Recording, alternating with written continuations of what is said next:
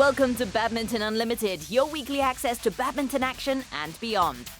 This week we're in Bali to report on the Jarum Liga and its hopes to boost badminton participation on this paradise island. And we talk to Malaysia's women's doubles pairing of Vivian Hu and Woon Ke-wei as they hope to re-establish the glory days of the ladies' game in the country.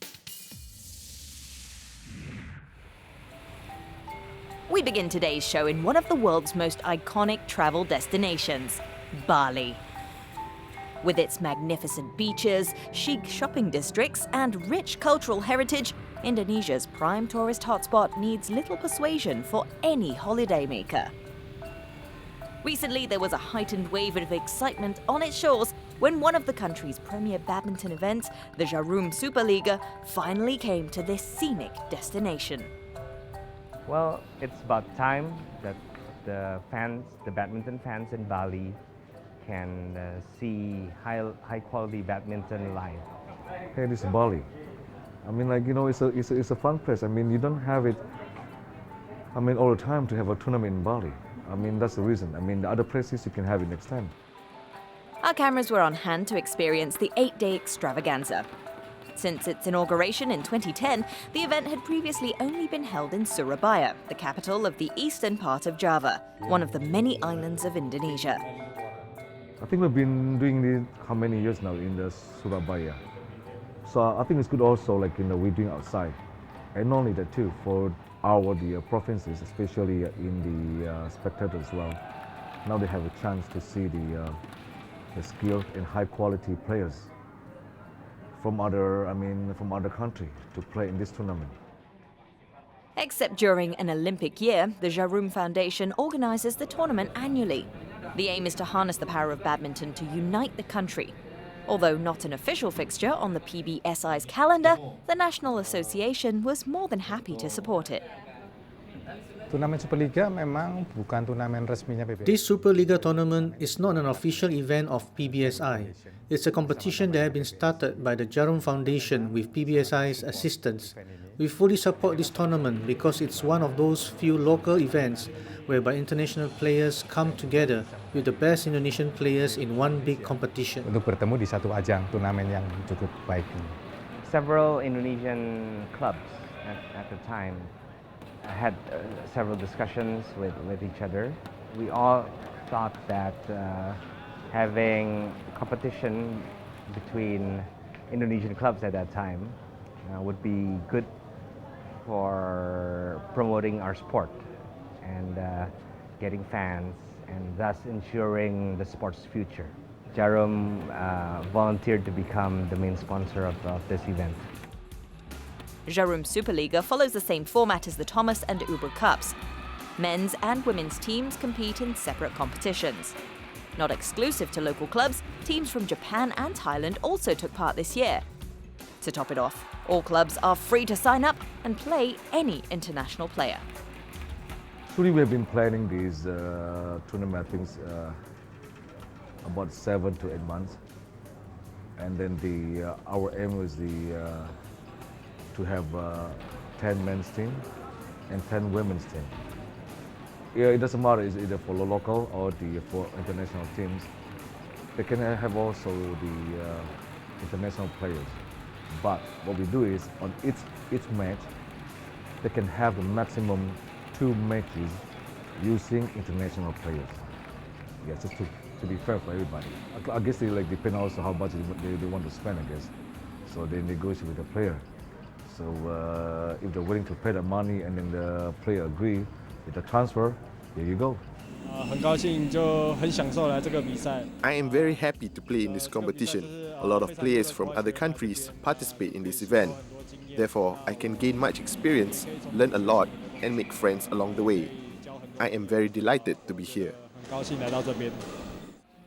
With the playing side taken care of, the organizers must then turn their attention to the logistics and event side.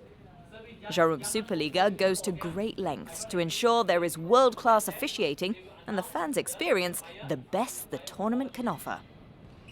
Turnamen ini memang bukan turnamen yang gampang untuk diadakan karena To organize this kind of tournament is not easy or straightforward. There are a number of challenges to consider. One of them is that we needed to find a suitable date for everybody. The second of which, as an organization, we must ensure that the tournament upholds the laws and regulations laid down by BWF. This is where PBSI helps Jarum Foundation to facilitate and bring in qualified referees. Para wasit yang menangani ini dengan baik. What can go wrong? Many things.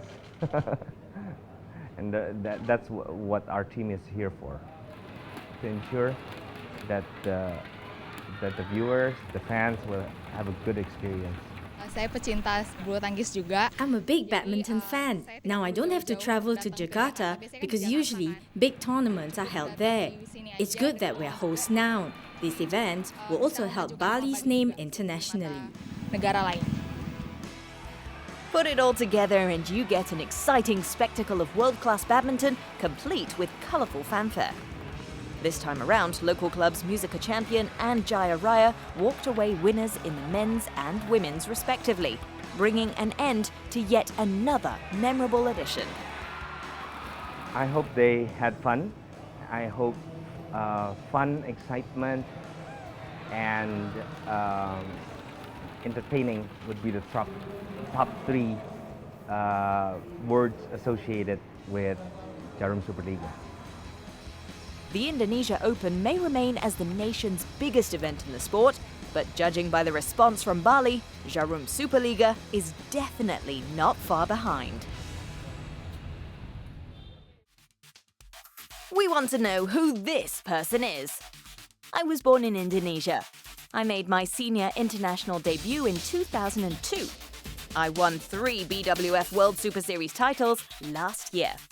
We reveal all after the break.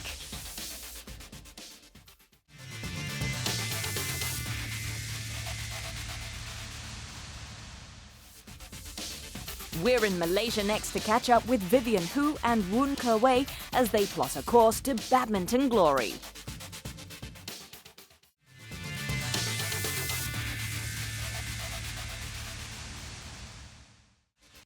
Before the break, we asked you to tell us who this is. I was born in Indonesia. I made my senior international debut in 2002. I won 3 BWF World Superseries titles last year. The answer is Liliana Natsir. The 29-year-old shuttler was born in 1985 in Manado. She and her mixed doubles partner Tontawi Ahmad are currently 4th in the BWF World Rankings. Last year, they succeeded in defending their All-England crown. The pair continued their good form when they triumphed at both the Singapore and French Opens.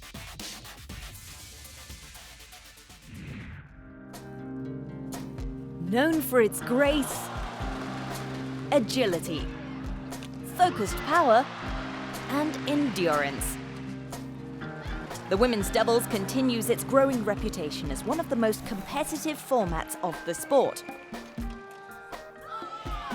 Malaysia has been staking its claim in this category for a while. Those in the know will recognize Chin Yi-hui and Wong Pei-ti. The pair was amongst the elite of the sport in the early part of the 2000s, reaching world number 2 at their best. Chin and Wong were the champions in the 2008 and 2009 BWF Super Series Masters Finals and were gold medalists in the Commonwealth and Southeast Asian Games. Whilst they have moved out of the limelight, there is another Malaysia doubles pairing ready to take their place. Step forward, Vivian Hu and Woon Ke-wei, the country's new hope. The reason, I think, the coach decide to pair us up maybe at the beginning is just for trying, and then we played quite well after that, so I think that's why coach keep us as a pair. Basically because I played at the back of the court more, and then she play front court, so it's like we can click together, that's why. Vivian and Ke-wei are the defending champions of the 2013 Southeast Asian Games and the 2014 Commonwealth Games. Although their partnership began in 2009, the duo was separated after several unsuccessful results. But it wasn't long before the partnership was restored. It paid off as they won the 2011 Indonesia Open Grand Prix Gold, sweeping aside 2 Chinese pairs. That time we considered new partnership, and then everything is still new and we got no pressure. So that's why I think that's the main reason during that time we win the title. It's like we play all out and everything comes in our favor, so that's why we win the title. Exactly a year apart in age, Vivian and Kerwei are the products of the Bukit Jalil Sports School. They began as singles players, but both started to concentrate on the doubles when they were in their mid-teens. Could just see our potentials and tell us that doubles got more chances to get to play and get titles, so we okay, just follow. But the road to success was anything but easy. After the 2011 Grand Prix Gold victory in Indonesia, the duo failed to win any international titles until 2013. At the Southeast Asian Games, they resisted and overcame the pressure from Indonesia's Nitya Krishinda Maheswari and Gracia Polly to clinch the gold medal. The victory was especially sweet for Kerwei as she defied the odds, playing with a torn meniscus. It's quite important for me because before SEA Games I had a very bad injury. Because I take it as my last tournament, as I don't know I will go for how far because of my injury. So I have discussed with my coaches and we take the risk and go for it. So that time I also didn't think so much, I just think like I must win this tournament. Everyone outside see I can't make it, but at last I make it. The Commonwealth Games the following year was another breakthrough for the Malaysian women's tandem. Vivian and Kerwei went into the multi-events tournament as underdogs, but emerged gold medal winners after they beat defending champions India's Jualaguta and Ashwini Ponnappa. But their feat at last year's Asian Games in Incheon was the talk of the town. They shocked 2013 world champions China's Wang Xiaoli and Yu Yang to reach the quarterfinals. Before that match, for us, of course, there's no pressure, and of course they are under pressure. So basically, we just focus on what we should play and what is our game, and we just play out our games. So I think actually we played quite well that day. It's like everything went to our way. Things might be looking up for the current world number 17, but on the non-multi-event tournaments, the duo has been on a roller coaster ride for the past few years. Their results have ranged from early exits to latter stage finishes, partly due to injuries and partly due to them not having the ruthlessness to finish off opponents. Actually, we got speed, but we don't have power, not enough power. So I think we have to improve more in attacking. Yeah, as we keep playing wrongly with opponent, then maybe it's no advantage for us. We got no strong power to kill them. Yeah, so I think we need to improve. Hailing from a nation steeped in badminton history, expectations are high for Vivian and Kerwei to perform well at international competitions. With hard work and determination, the pair hope they will re-establish Malaysia's status in women's badminton amongst the world's best. I think for us, we have to play our best, of course, and we have better results that encourage that women player actually can, in Malaysia, we still can win and we can perform, we can win. They won't think that there's no future in the women's badminton in Malaysia.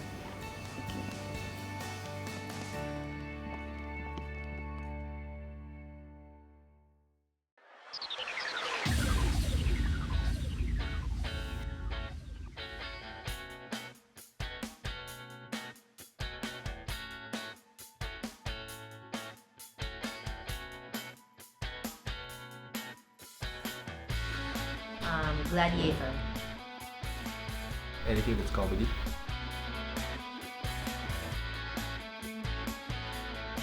Shopping. Lay in bed, sleep all day.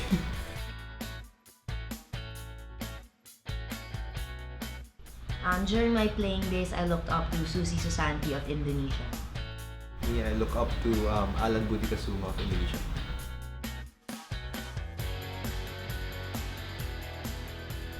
Badminton, because I'd like to share how passionate I am with this sport. I'd like to share badminton also. I'd like to share everyone my experiences in badminton. I really get annoyed with supposedly professional players that show many bad habits or bad attitude on court. People who complain but don't do anything. Oh, I'd love to be able to read somebody else's mind. See, vision to see what they're trying to think.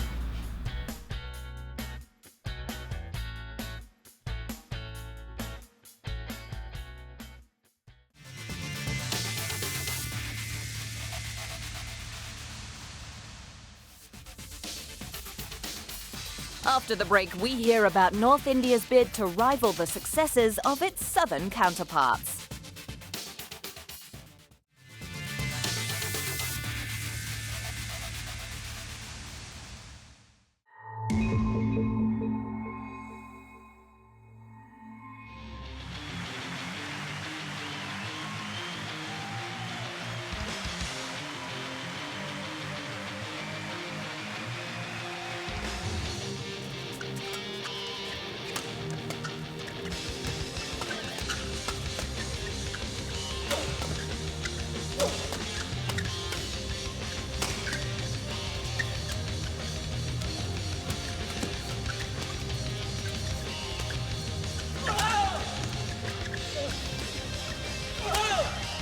Oh, what a great smash. Good smash.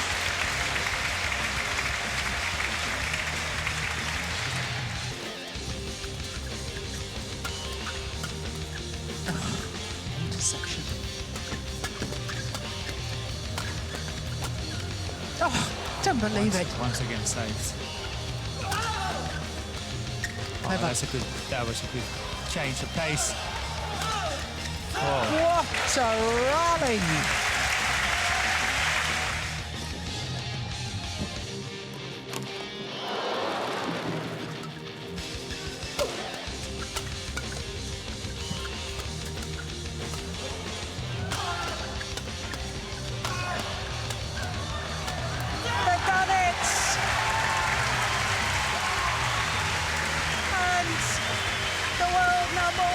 Have succumbed to their teammates. The number 12 seeds Go Sung-hyun and Shin Baek-jo. What a men's doubles final.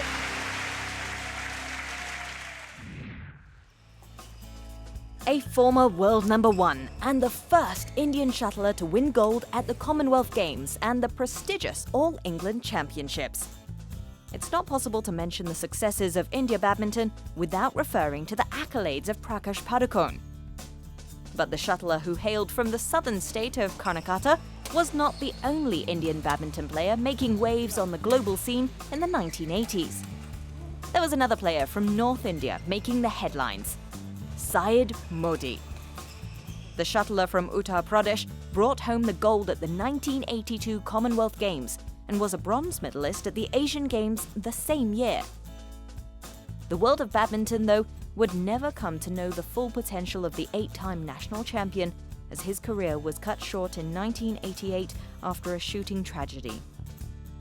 But the memory of the North's best player remains strong in his native state through the Syed Modi Badminton Championships. Syed Modi was what you see.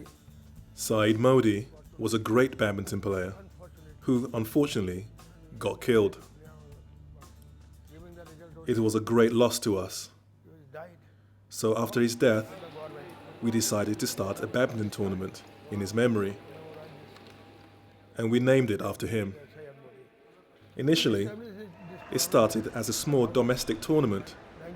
It has since grown and now has reached the level of a Grand Prix Gold. After that, we developed. Fortunately, we are seeing this now. It's a Grand Prix Gold event. Badminton Unlimited visited the capital city of Uttar Pradesh, Lucknow, during the Syed Modi Badminton Championships to find out how the country's largest state is taking steps to produce the next crop of badminton stars. Badminton in Uttar Pradesh. Badminton in Uttar Pradesh is developing very fast. 4 or 5 years ago, we maybe had one player at the international level, and the others were playing in the domestic circuit or playing in qualifying rounds. Today, our shuttlers are making it to the latter stages, playing from the quarters all the way through to the finals in so many events. We've managed to achieve this because of the Uttar Pradesh Badminton Academy. They started by the UP Badminton Academy itself. The current crop of elite Indian players, Saina Nehwal, Kidambi Srikanth, Kashyap Parupalli, and PV Sindhu are all products of the renowned Prakash Padukone Academy and Gopichand Academy, both of which are located in the south. Uttar Pradesh Badminton Academy, which is built on a 10-acre piece of land by the Uttar Pradesh Badminton Association, aims to tap into the state's large talent pool in the hopes of producing future world-class badminton players. From 2009 itself, and you see it's 5 years only. We started building the academy in 2009. In 2011, we started training, so it's only been 3 years. Here, we have our own shuttlers, and we're committed to developing our own grassroots players. Our players are from Uttar Pradesh, not from any other states. We have no imported players. We have our own players, our own creations. So it will take time for them to develop, but their time will come. But definitely will come.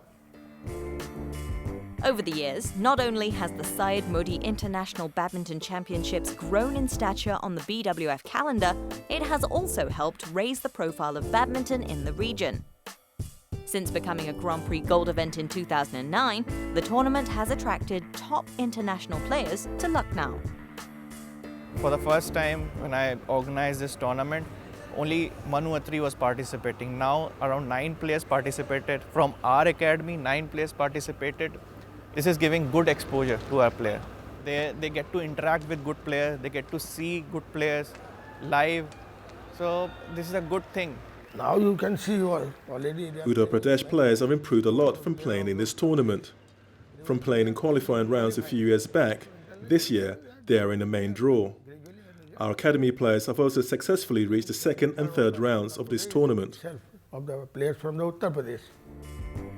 And the administrators in Uttar Pradesh have plans to take the competition in Lucknow to the premier level of international badminton. Our future planning is to, as an organizer, I would like to organize, this is Grand Prix Gold, I would like to organize Super Series. I want to upgrade this tournament so that world see us as a good academy and a good organizer. If the international connectivity... The Super Series tournament in India is allotted to Delhi until 2016, so a lot will depend on the international accessibility of Lucknow. We'll do whatever it takes, including improving the facilities here. So we'll do, definitely. The administrators have ambitious goals, and only time will tell if Lucknow will be the next host city for the World Super Series. In the meantime, Uttar Pradesh will continue its work of developing state talents and growing the sport in the north.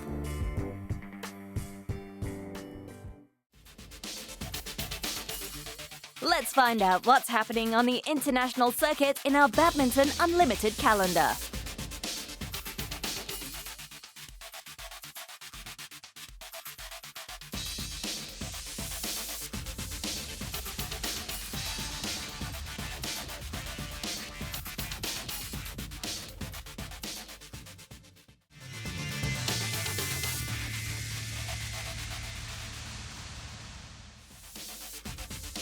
Next week on Badminton Unlimited, we catch up with Minatsu Mitani, Japan's former #1 women's singles player, as we find out about her career and her attempts to regain the top spot.